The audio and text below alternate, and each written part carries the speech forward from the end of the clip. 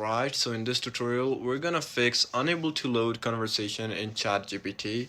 So if it's showing any error or it's not loading your chats, so we'll fix it right away. So there are a few methods on how you can fix it. First up, you need to press on these three dots on your Google Chrome, and then you need to go to settings. And after that, you need to go to privacy and security, and then you need to press on third-party cookies, and then see all data and permissions. And over here, you just gotta type in ChatGPT and make sure that you delete its cookies like this, and just make sure it's deleted.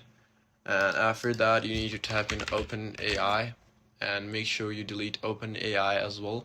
Once this is done, you need to check your ChatGPT if it's working good. If it's not working, what you can do is just go to your extensions, and by that you just need to press on extensions and manage extensions. So if you are running any extensions, just simply turn off the extensions like this and try it again.